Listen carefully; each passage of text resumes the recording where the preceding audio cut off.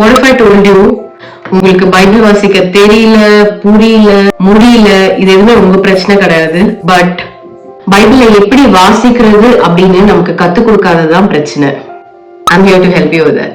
Hi, என் பேரு ரோடா. நான் ஒரு Christian content creator and I make faith based content and this is Bible reading basics.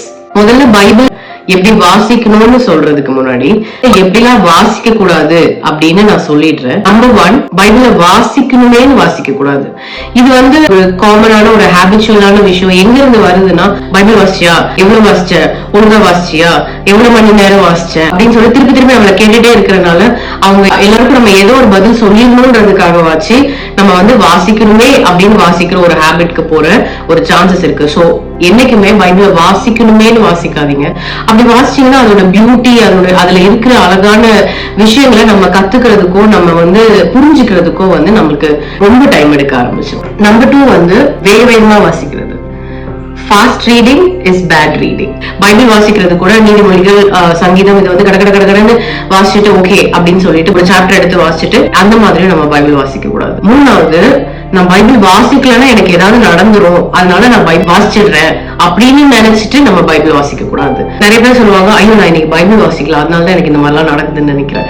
அந்த மாதிரி ஒரு மைண்ட் செட்ல நீங்க யோசிக்க ஆரம்பிச்சு நான் பைபிள் வாசிக்கலன்னா எனக்கு ஏதாவது ஆயிடும் அப்படின்னு சொல்லி பைபிள் வாசிக்காதீங்க தயவு செஞ்சு. 4வது, இன்னைக்கு எனக்கு என்ன வாக்குத்தத்தம் கிடைக்குதுன்னு நான் பார்க்கணும் அப்படின்னு சொல்லிட்டு எப்பவுமே எனக்கு என்ன கிடைக்க போகுது, எனக்கு என்ன ஆண்டவர் பேச போறாரு, எனக்கு அப்படின்ற மைண்ட் செட்டோட பைபிள் வாசிக்க போவாதீங்க.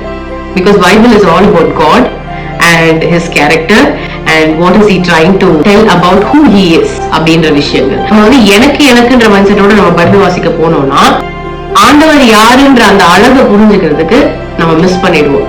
ஓகே, இதுதான் எனக்கு வாக்குத்தத்தம் ஆண்டவர் கொடுத்துட்டாரு அப்படின்னு சொல்லிட்டு நம்ம அதை மட்டும் பார்த்துட்டு ரொம்ப சர்ஃபேஸ் லெவல்ல நமக்கு கிடைச்சிச்சு அப்படின்னு சொல்லிட்டு நம்ம போற மாதிரி ஆயிடும்.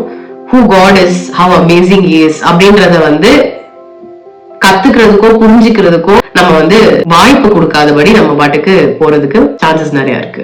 அண்ட் இந்த மாதிரி இந்த சீரீஸ்ல எப்படிலாம் பைபிள் நம்ம படிக்கணும், பைபிள் வாசிக்கிறதுக்கு முன்னாடி நம்ம என்ன மைண்ட் செட்ல போகணும் அப்படின்ற திங்ஸ் எல்லாமே இந்த சீரீஸ்ல we are going to cover. And if you are interested in that, please click on the follow button. I'll see you all in another video.